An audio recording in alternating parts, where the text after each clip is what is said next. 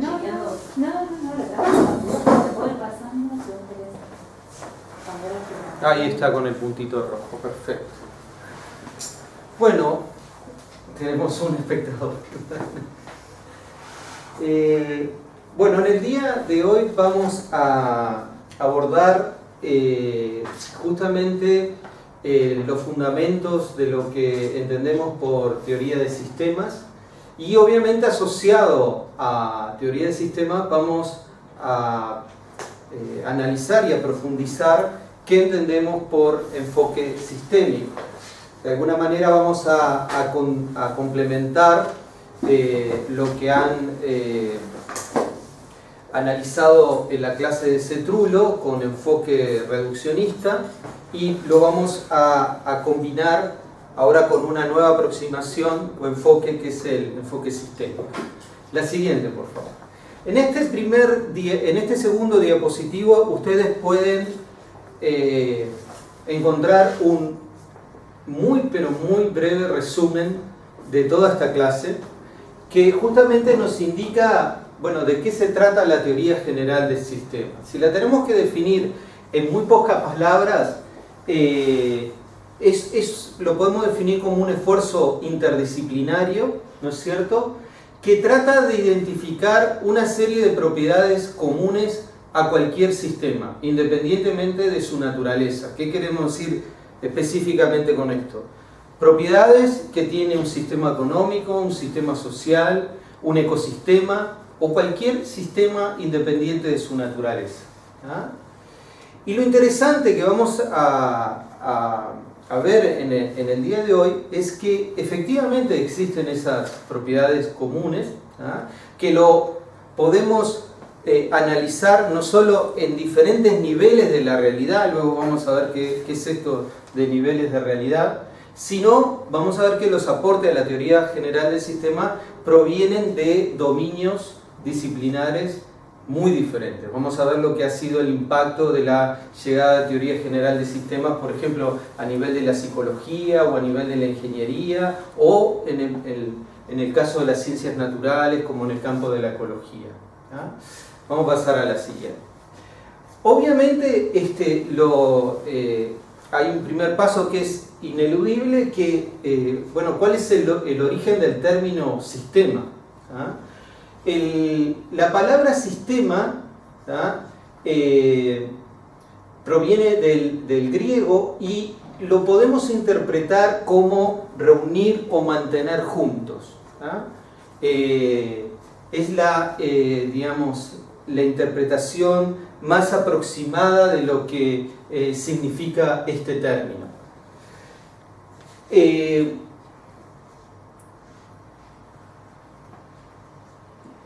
Obviamente, como se imaginarán, como suele suceder en todos los campos de la ciencia, vamos a ver que los orígenes de la teoría general del sistema lo podemos encontrar muy temprano en la historia, y generalmente todo arranca con los griegos. Bueno, esto no es la excepción, pero vamos a ver en el transcurso de la clase de hoy que en el siglo XX es cuando realmente la teoría general de sistemas tiene un desarrollo realmente muy considerable, sobre todo en la década de los 50, 60 y 70, y vamos a ver en el transcurso de la clase de hoy que más recientemente en el tiempo vuelve a tomar un impulso, y vamos a tratar de entender por qué. ¿Ah?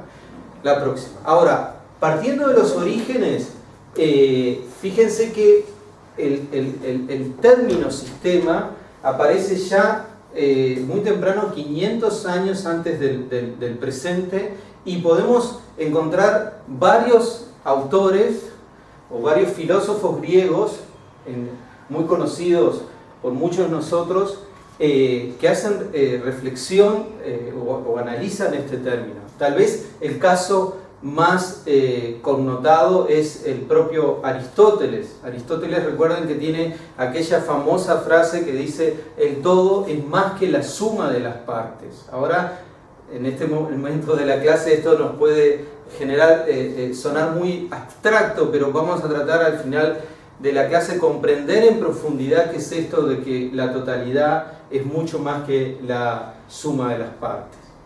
500 años antes de Cristo. Antes de Cristo, ¿qué dije antes del Presente. presente? Perdón, antes de Cristo, exactamente. Muy bien. Sí, todas las preguntas que quieran hacer me interrumpen sin mayores problemas. Obviamente que en la evolución, bueno, hay una cantidad de autores que aquí simplemente los ponemos como las principales referencias. Muy interesante, por ejemplo, todos los aportes de Spinoza, un filósofo muchas veces que pasa desapercibido de repente frente a otros como Descartes o Kant, pero que en la construcción de la teoría general del sistema es un hito muy importante. Obviamente no nos podemos detener en cada uno de estos autores y los aportes, pues nos llevaría probablemente todo un curso. Pero lo interesante, y es la idea de este diapositivo, es indicarles a ustedes algunas referencias que son ineludibles cuando uno quiere profundizar sobre esta temática. La siguiente, por favor.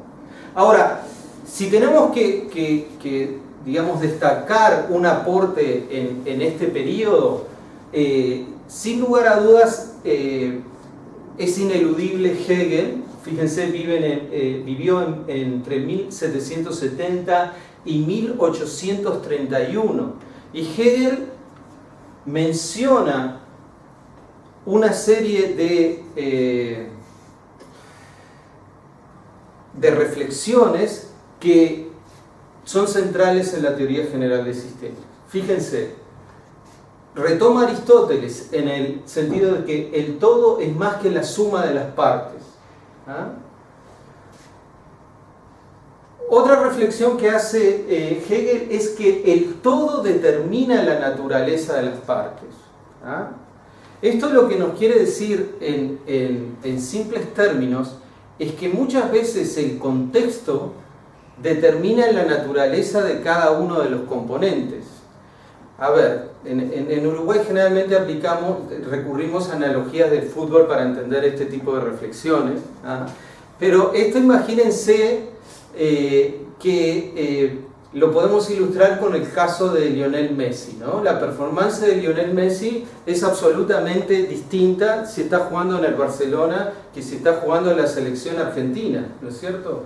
Bueno, y es porque el contexto es absolutamente diferente, ¿no? En el Barcelona no solo que juega con grandes figuras del balompié, sino que, digamos, tiene toda una trayectoria y un estilo de juego que lo viene practicando de hace muchos años. Y en Argentina, a pesar de que tiene jugadores muy buenos, bueno, no se ha caracterizado por una continuidad en una estrategia y desarrollo de las selecciones, etcétera, etcétera. Entonces, el contexto nos está explicando por qué en una situación tiene desempeños sobresalientes y en otros también tiene desempeños muy buenos, pero el pobre tiene que hacer un sacrificio enorme para sacar adelante su selección. Bueno, todo eso, si lo tenemos que explicar en términos filosóficos y desde la perspectiva de teoría del sistema, tendríamos que decir que el todo determina la naturaleza de las partes. Al mismo tiempo, las partes, esto es complementario al principio anterior, las partes no pueden comprenderse si se consideran de forma aislada del todo. Estos dos principios están estrechamente vinculados y estamos hablando, en definitiva, de que muchas veces cuando estamos analizando un fenómeno particular, tenemos que tratar de entender el contexto en que estamos analizando ese fenómeno. Por ejemplo, para poner un caso bien concreto, ¿no es cierto? En lo que puede ser la planificación urbana, ¿no es cierto? Y cómo la planificación urbana incluye las interfaces con las cañadas, los ríos y los arroyos, ¿no es cierto? Y cómo incorpora una cantidad de servicios que estos ambientes nos dan. Eso es enteramente dependiente del contexto social y económico, ¿no? Por ello nos resulta, digamos, extraño que en condiciones muy pobres o de fragmentación social o de ocupación irregular de la tierra, tengamos las condiciones tal vez más adversas de ocupación de esas interfaces y las planicies de inundación. Y lo que después vamos a estar viendo a lo largo de esta clase es que obviamente todas esas partes están interrelacionadas y son absolutamente interdependientes entre sí. Pero eso lo vamos a ver más en profundidad dentro de un ratito. En la siguiente transparencia,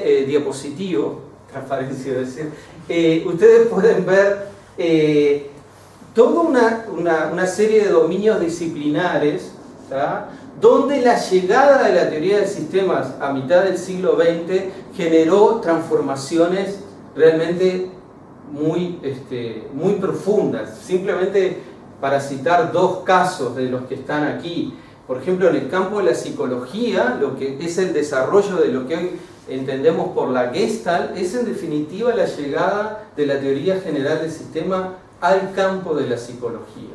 Por ejemplo, en el caso de la ecología, lo que hoy denominamos la ecología de ecosistemas, ¿ah?, es también fruto de la llegada de la teoría general del sistema. Pero ustedes ahí tienen otra serie de aportes en diferentes dominios disciplinares. Muy bien. Por ejemplo, para tomar el caso de la propia ecología, cuando al inicio de esta clase decíamos, no solo es una aproximación muy útil para diferentes dominios disciplinares, sino para analizar distintos niveles de la realidad. Y aquí, por ejemplo, lo podemos ilustrar con el caso de un ecosistema, donde nosotros tenemos diferentes niveles de organización, organismos, conjuntos de organismos que conforman poblaciones, conjuntos de poblaciones que nos generan comunidades, y esas comunidades están localizadas e interaccionan con un territorio, ¿no es cierto?, con un suelo, con un lago, en un caso un sistema acuático, y eso conforma un ecosistema. Estos son diferentes niveles de la realidad, o lo que nosotros llamamos en el campo de la ecología o las ciencias naturales, niveles de organización. Y cada uno de estos niveles de organización tienen propiedades, ¿no es cierto? Y hay algunas propiedades que, como vamos a ver más adelante, no lo vamos a poder explicar simplemente como la suma de las partes. ¿Ah? Pero este cuadrito les ilustra a ustedes qué quiere decir en términos concretos esto de niveles de la realidad. ¿Ah? Vamos a tomar el caso de los sistemas socioecológicos, que tal vez es el caso más complejo que podemos analizar. Lo que vamos a ver hacia el final de esta clase de lo que se llama sistemas trascendentes. ¿Qué quiere decir esto? Sistemas que se originan de la interacción entre distintos sistemas. Los sistemas socioecológicos son sistemas que se originan en la interacción entre los sistemas naturales, los ecosistemas, y todos los sistemas que podemos denominar humanos. Pero aquí esto es un universo muy complejo, porque ahí tenemos los sistemas sociales, los sistemas económicos, los aspectos culturales, religiosos, etc. ¿Ah? Pero toda esa complejidad, ¿no es cierto?, nosotros podemos resumirla en un esquema muy simple, donde aquí nos aparecen dos grandes sistemas, el sistema natural y lo que llamamos sistemas humanos, y las principales interacciones que tenemos entre estos subsistemas. En este caso, acciones, intervenciones, como puede ser pesca, obtención de cualquier recurso, ¿no es cierto?, hábitat, y a su vez los sistemas naturales nos proveen de una serie de servicios que nos son absolutamente fundamentales para el desarrollo de las sociedades humanas, un concepto que después ustedes van a estar viendo que denominamos servicios ecosistémicos. Bueno, esto es un esquema muy simple de un sistema que denominamos socioecológico, que acá tiene una representación muy simple, pero como ya ustedes imaginarán, tiene una gran complejidad, porque dentro de cada uno de estos subsistemas hay una cantidad de propiedades, de componentes, de interacción entre ellos, etc. La siguiente. Ustedes en la presentación que después tienen acceso, se van a encontrar con esta figura, ¿no es cierto?, que nosotros podemos analizar muy en detalle cada uno de estos recuadros, ¿no es cierto? Pero es muy difícil, por más que podemos describir muy bien todos los detalles que vemos en cada uno de estos cuadros de la realidad, es muy difícil a partir de esta fragmentación imaginarse el cuadro completo. El cuadro completo es justamente una representación de lo que podríamos definir como un oso en un pequeño cuerpo de agua alimentándose.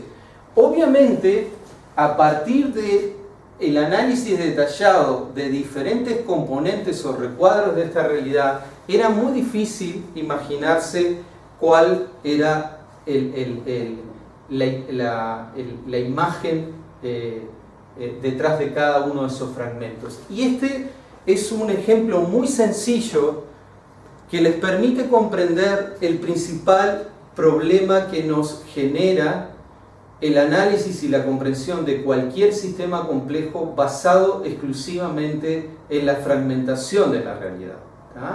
Porque normalmente lo que nosotros hemos hecho y el gran desarrollo científico desde el Renacimiento hasta la actualidad ha sido fragmentar la realidad en pedacitos cada vez más pequeños y comprender el funcionamiento de cada una de esas partes.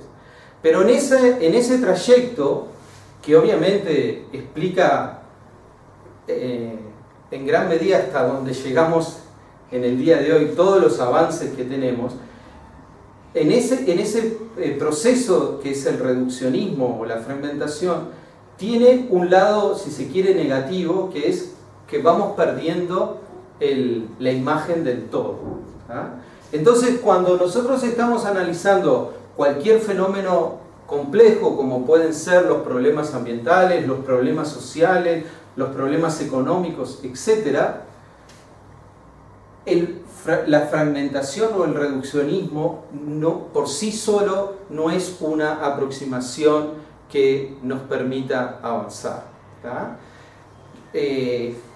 Ya me adelanto un poquito en la clase para indicarles de que no tenemos que ver el reduccionismo y el enfoque sistémico como alternativas excluyentes, todo lo contrario, digamos, son alternativas absolutamente complementarias. El mensaje que les tiene que quedar muy claro a esta altura es que cuando estamos analizando ciertas problemáticas que por ahora vamos a denominar complejas y luego vamos a ver en profundidad qué quiere decir esto complejo, no podemos avanzar basados exclusivamente en el reduccionismo. Necesitamos complementarlo con otras aproximaciones. Y esas otras aproximaciones es el enfoque sistémico.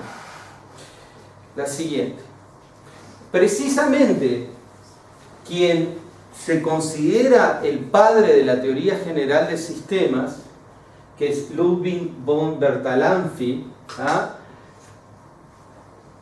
genera la teoría general de sistemas justamente para describir el comportamiento de sistemas biológicos, donde básicamente von Bertalanffy tenía grandes dificultades de poder entender aspectos muy básicos del funcionamiento de cualquier ser vivo a partir de un enfoque reduccionista. La siguiente. Entonces, vamos a ver cuáles son obviamente, como ya ustedes se imaginarán, aquí estamos en un quiebre del paradigma. Esto puede sonar contradictorio, en el sentido de que hace un minuto les decía, no piensen los enfoques reduccionistas y sistémicos como excluyentes, pero es claro que el enfoque sistémico nace como una superación a las limitaciones del enfoque reduccionista. Y en ese quiebre de paradigma hay una serie de rechazos que vienen, digamos, de la historia. ¿Tá? Lo primero es la concepción mecanicista de las ciencias exactas, tendiente a analizar, como les dice aquí, cualquier fenómeno en sus partes constituyentes. ¿Ah? Es decir, en el campo de la física, la química, ¿ah? Son aproximaciones que pueden funcionar muy bien, pero cuando von Bertalanffy trata de utilizarla, sobre todo para entender fenómenos fisiológicos o comportamentales en los seres vivos, se encuentra con una gran dificultad. Y uno de los supuestos fundamentales es rechazar esa concepción mecanicista. ¿Ah? La siguiente.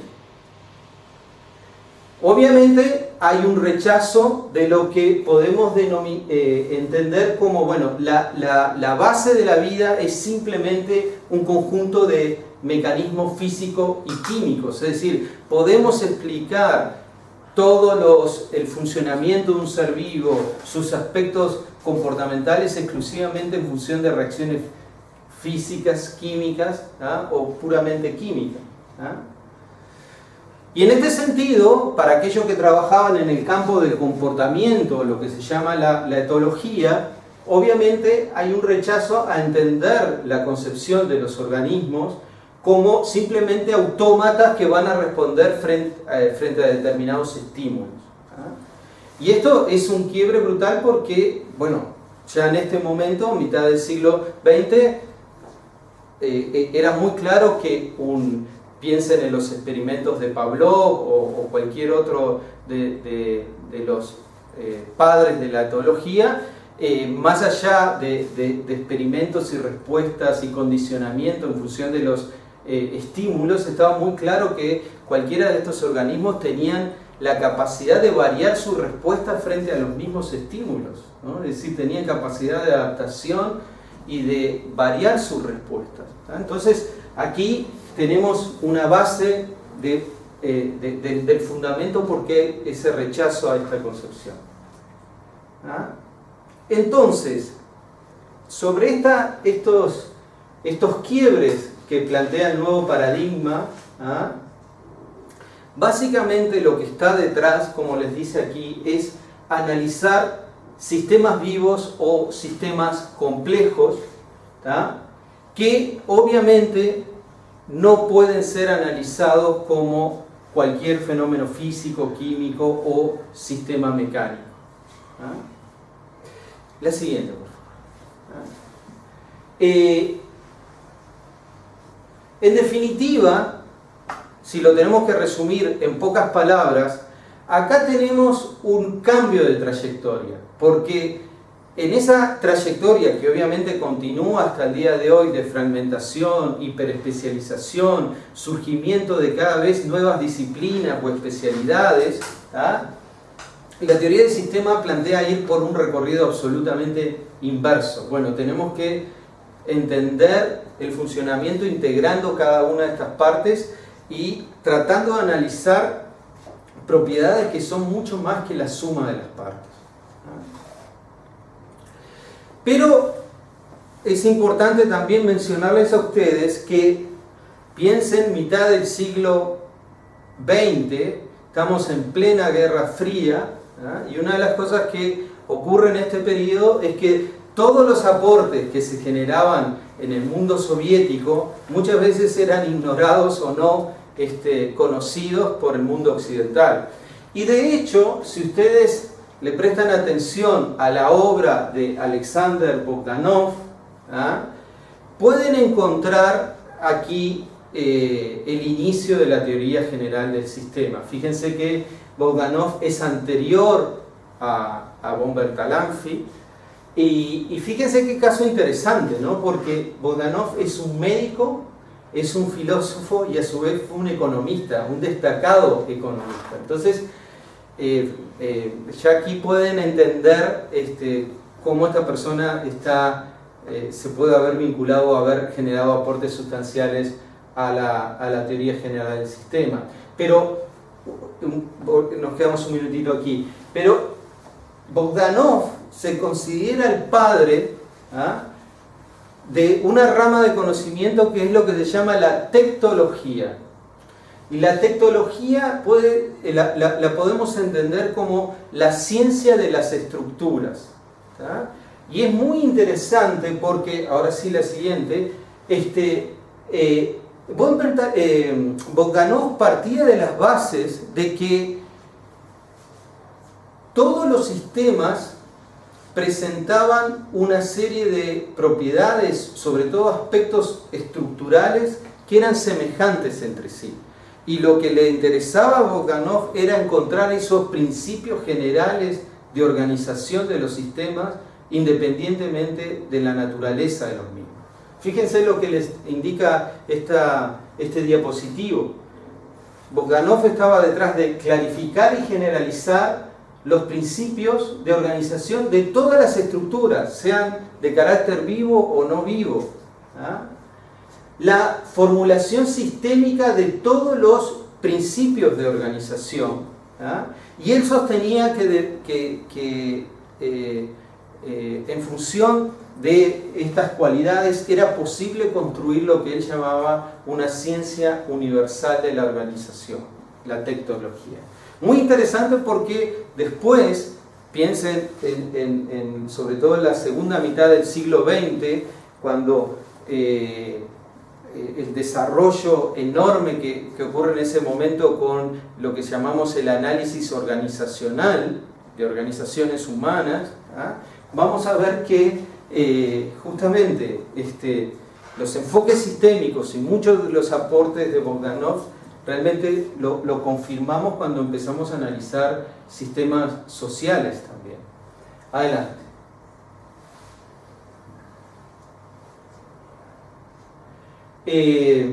Ahí aparece una foto histórica de Bogdanov jugando al ajedrez con Lenin, que está aquí.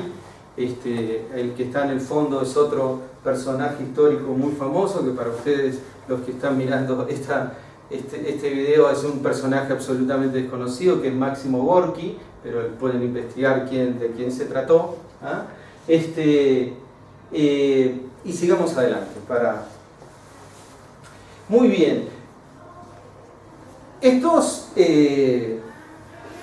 postulados de Bogdanov, más adelante en el tiempo, realmente se confirman y comienza a aparecer una cantidad de evidencia que sostienen los aportes originales de Bogdanov y que luego retoma von Bertalanffy. Uno de ellos es lo que se llama los principios isomórficos. ¿Qué quiere decir esto?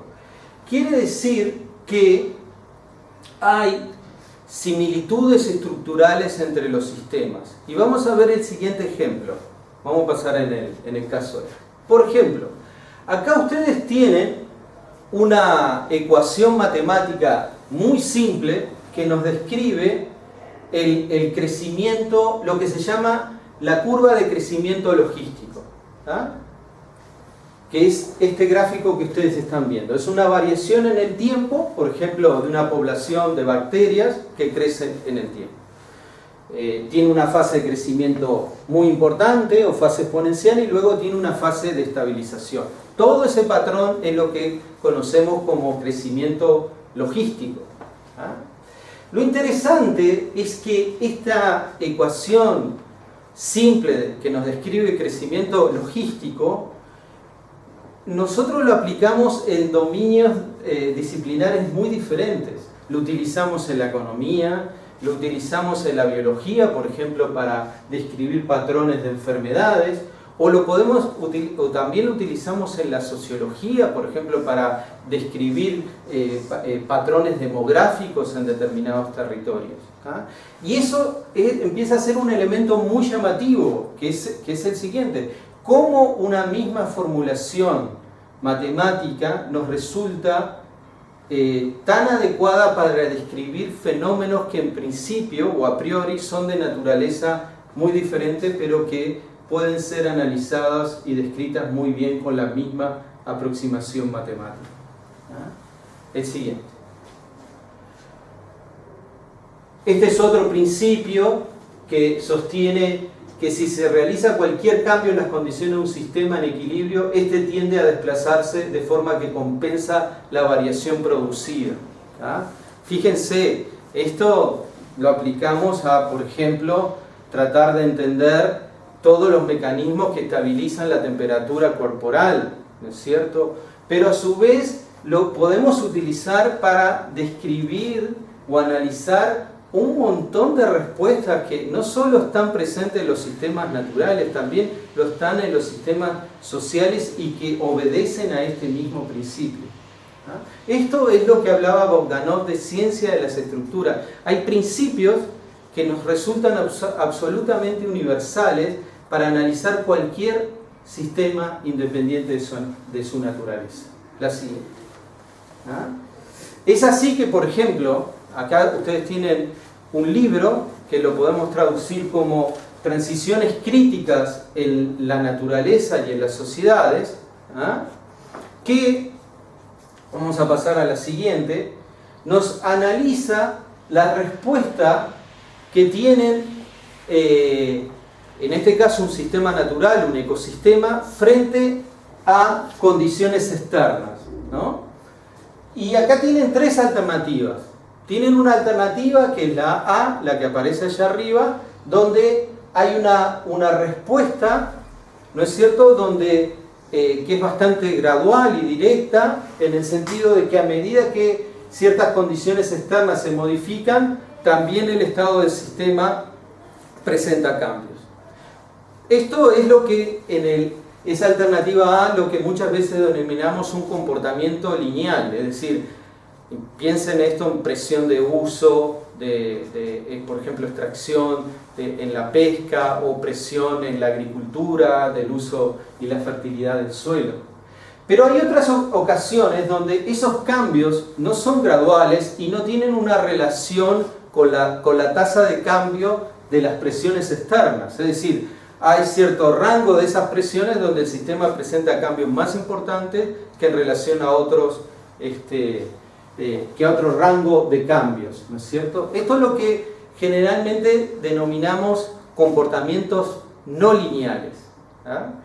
Y luego tenemos una alternativa, que es la C, que es mucho más compleja, que los sistemas presentan configuraciones alternativas y cambian bruscamente a partir de ciertos umbrales. Esto es lo que nosotros denominamos cambios de régimen. ¿Cuáles son los mensajes fundamentales que pretendemos que ustedes, como estudiantes del primer año, de los ciclos iniciales o de la LGA, pueden incorporar en este momento? Lo que nos resulta interesante que incorporen es que las respuestas de, por ejemplo, un sistema natural o un ecosistema a las presiones no necesariamente son predecibles y graduales en el tiempo. Muchas veces presentan dinámicas que son mucho más complejas.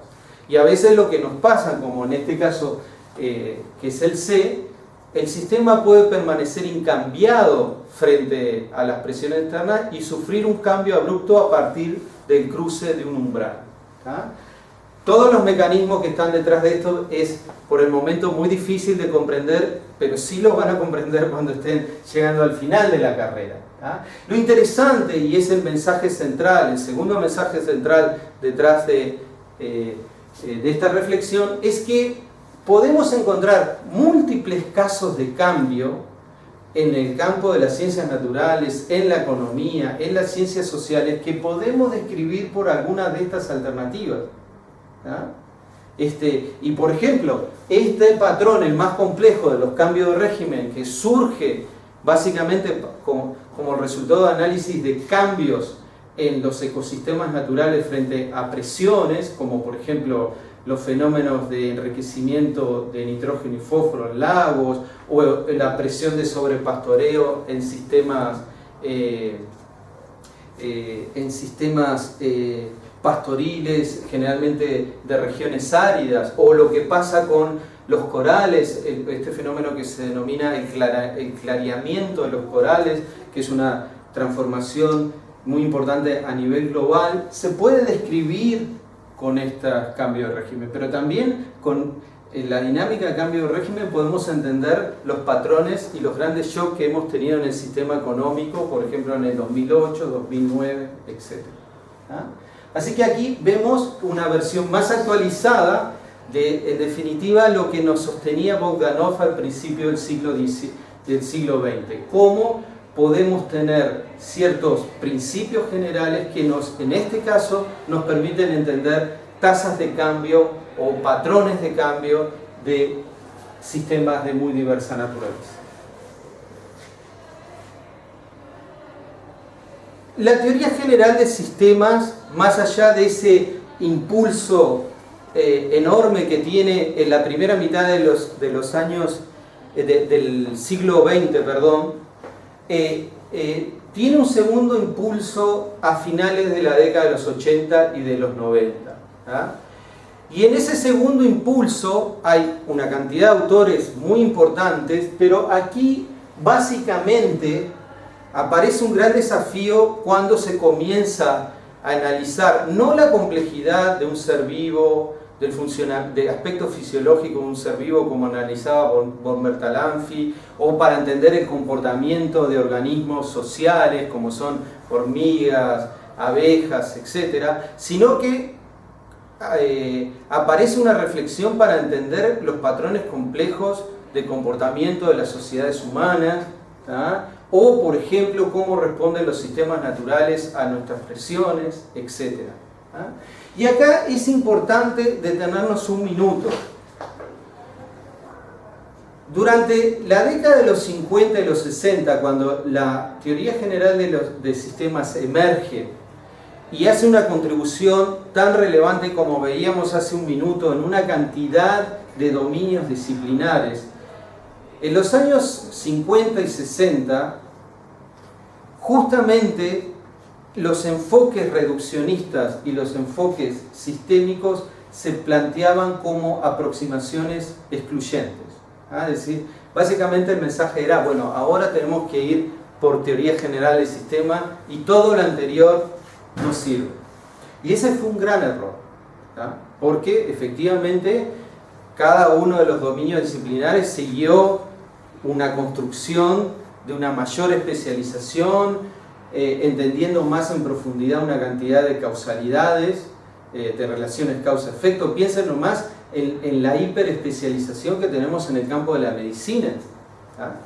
Entonces aquí aparece hacia finales de los 80 y los 90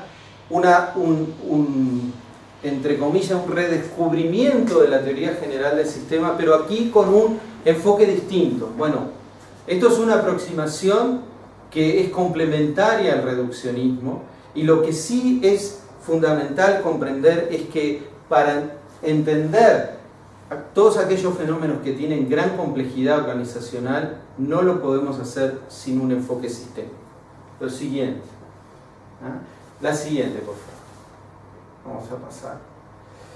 Acá aparecen algunas reflexiones, digamos, en ese nuevo reimpulso, cuáles son los grandes objetivos que están detrás. Pero lo que me interesa detenerlo, porque es un mensaje central desde la perspectiva de este curso, es en la siguiente diapositiva. Fíjense, esto les va a resultar de mucha utilidad para tratar de entender en definitiva en qué se basa lo que llamamos el reduccionismo, o lo que podemos denominar el enfoque clásico en el sentido de que es el que surge, no es el que surge primero, porque en realidad las raíces del enfoque sistémico lo tenemos en los griegos, lo que pasa es que queda perdido en el tiempo. ¿Y qué es lo que entendemos por enfoque sistémico o de síntesis? Fíjense, en el reduccionismo se basa en lo que les indica esta tabla: descomposición y reducción de cualquier fenómeno a sus elementos fundamentales y simples. ¿Esto cuál es la consecuencia de esta aproximación? Que tenemos una hiperespecialización. Esto nos origina una diversidad de ciencias y de campos de conocimiento. Es decir, en el enfoque clásico la visión está orientada a los elementos que constituyen ese fenómeno. En el enfoque sistémico, que también lo van a encontrar con el con el nombre de expansionismo, ¿tá?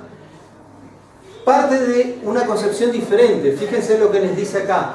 Todo fenómeno hace parte o integra otro sistema, o como dice acá, hace parte de uno mayor. Evalúa el desempeño en relación con lo que lo contiene, con el contexto, ¿tá? Sin negar la constitución de las partes. En este enfoque, la visión está orientada al todo, no a los elementos. ¿Ah? Vamos a ver el segundo componente, pensamiento analítico versus pensamiento sistémico. En el pensamiento analítico, al descomponer el todo en sus partes más simples son aquellos componentes que ya son, digamos, independientes e indivisibles, ¿ah? En esa descomposición, en esa fragmentación nos permite explicar las cosas con mayor facilidad, ¿ah? Y luego las podemos integrar para explicar la totalidad, ¿ah? Y aquí parte de un supuesto que muchas veces vamos a ver que es completamente erróneo, que es pensar que la totalidad es el equivalente a la suma de las partes, ¿ah? En el pensamiento sistémico, el sistema se explica como parte de uno mayor y en términos del papel o el rol o la función que desempeña, ¿ya? Entonces, en el enfoque sistémico, en realidad, el objetivo es unir esos componentes y tratar de entender en esa unión de los elementos cómo surgen determinados comportamientos de esa interacción entre los elementos, como veíamos hacia el inicio de la clase, por ejemplo, cuál es la dinámica de un sistema socioecológico.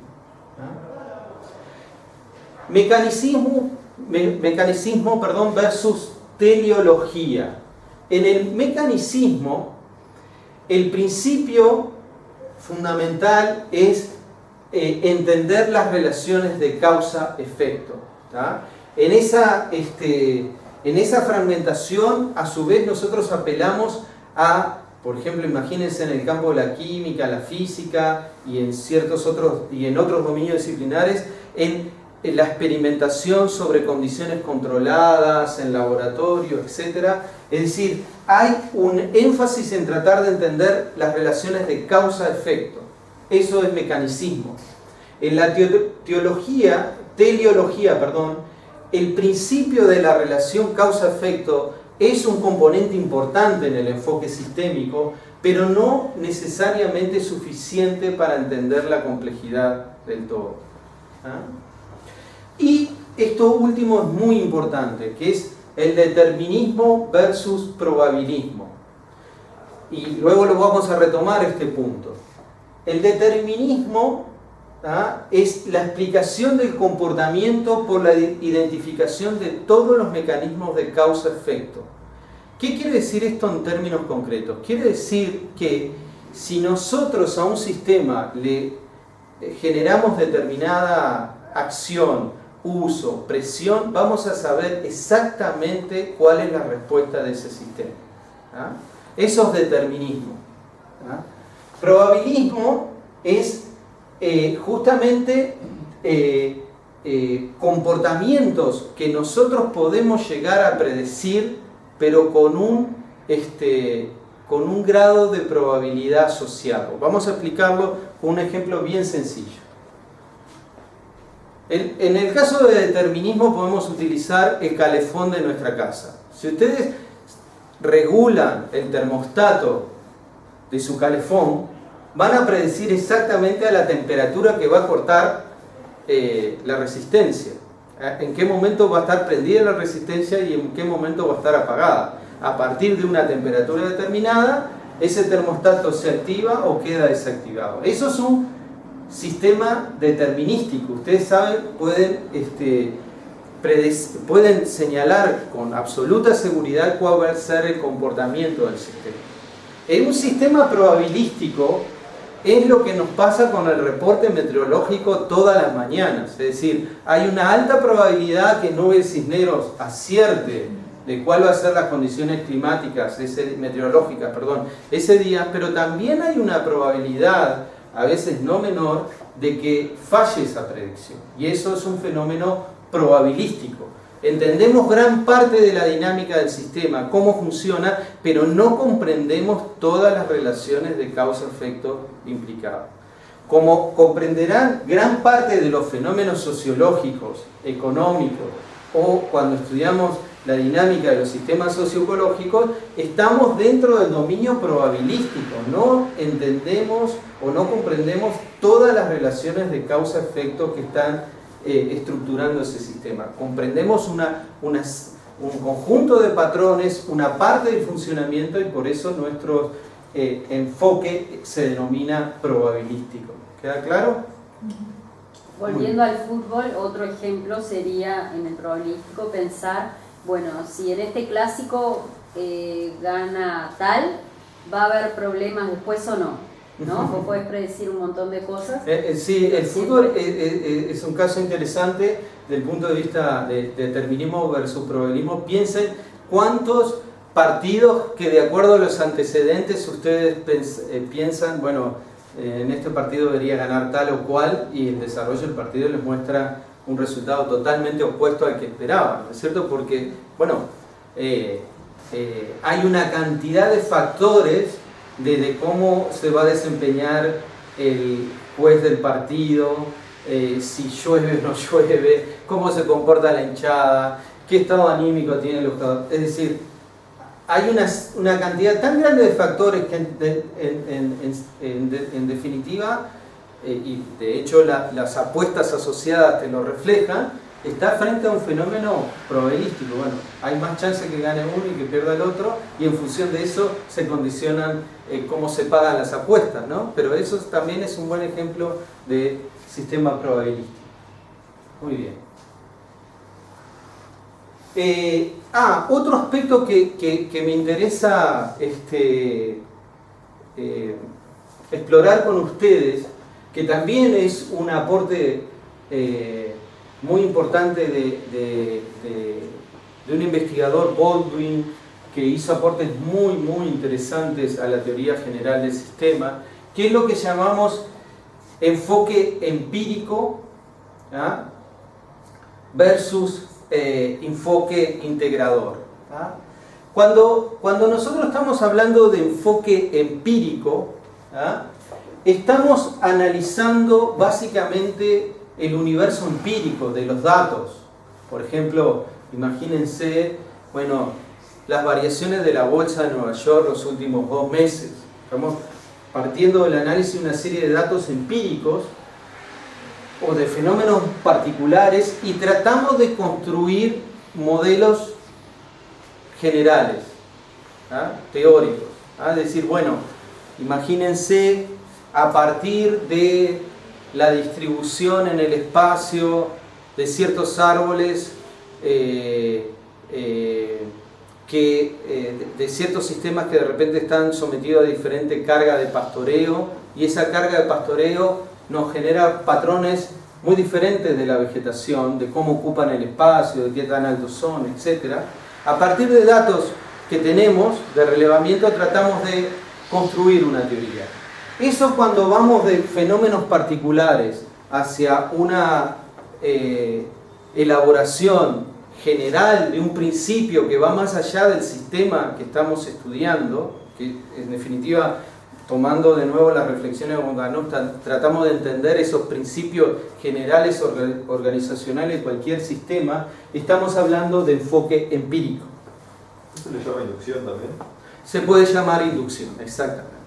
La siguiente es el enfoque epistemológico, ¿tá?, o tiene ciertas conexiones con la deducción, ¿tá?, que es cuando nosotros vamos en el camino absolutamente inverso, que es decir, bueno, sobre un marco general, ¿tá?, yo trato de explicar un fenómeno particular, ¿tá?, y esto es lo que Baldwin denominaba enfoque epistemológico, ¿tá? Estas son dos formas, obviamente, absolutamente complementarias de cómo construimos el conocimiento en ciencia, ¿ah?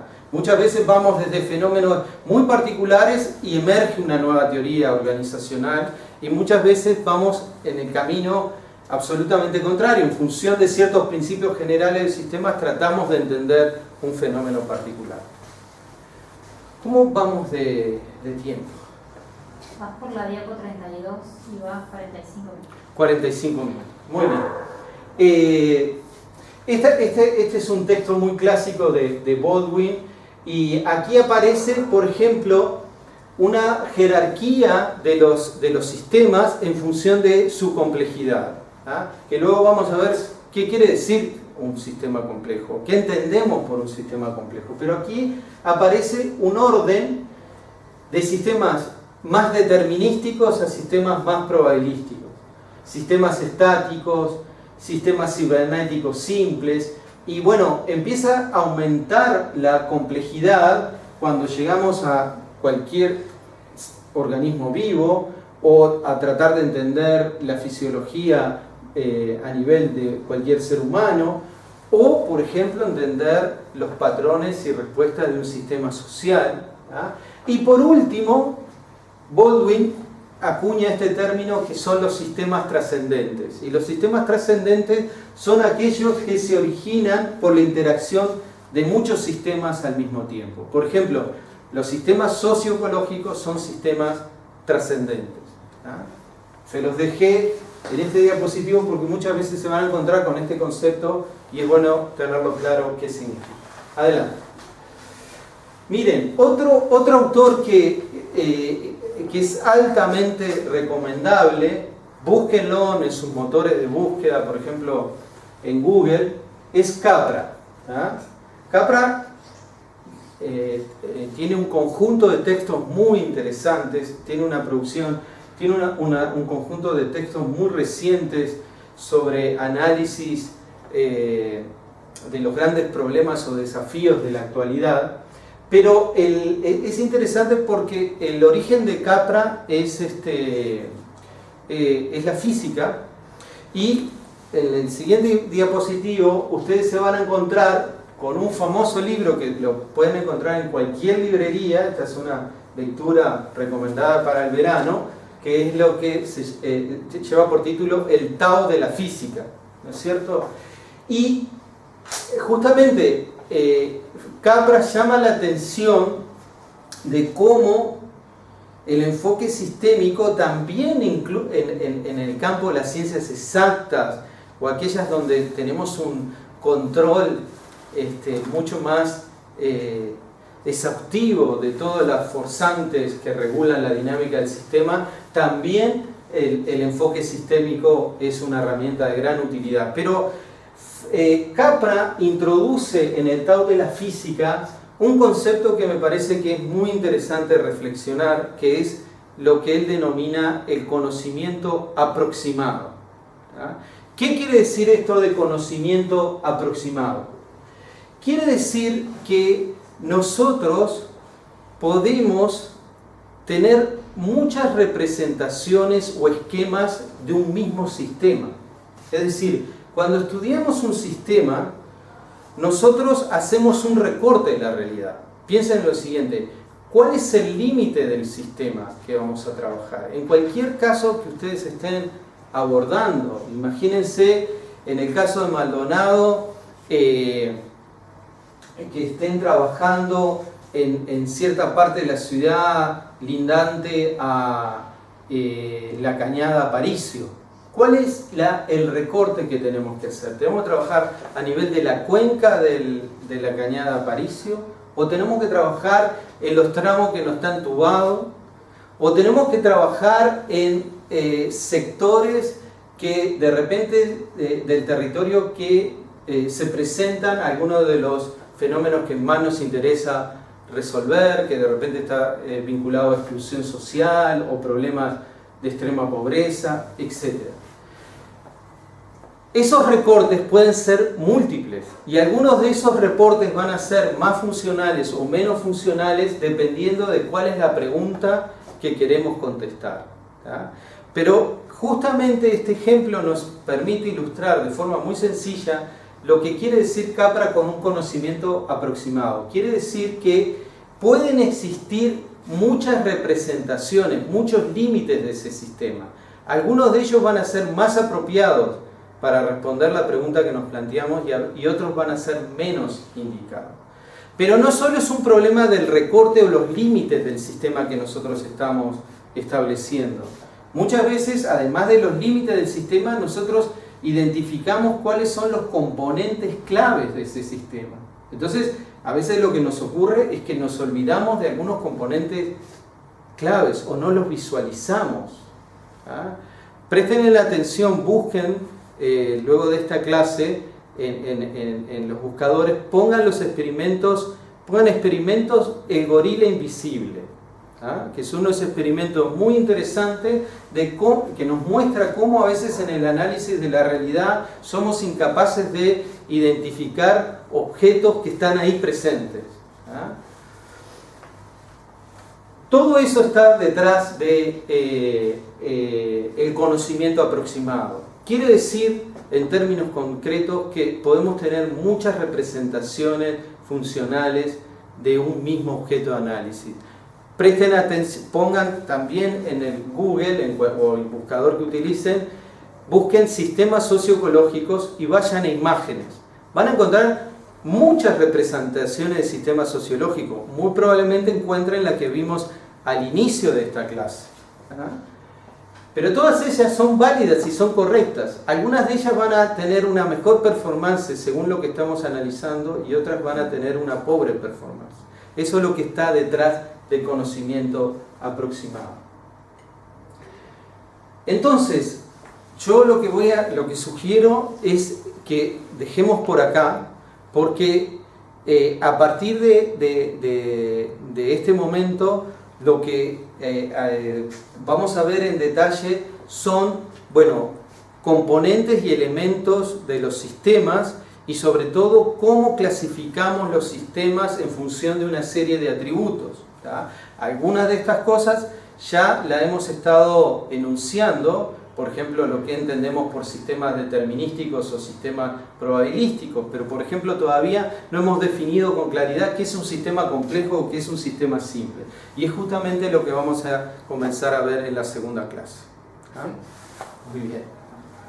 Y lo corto aquí porque me parece que conceptualmente queda... Muy bien, muchas gracias. Ahora sí, Ricardo.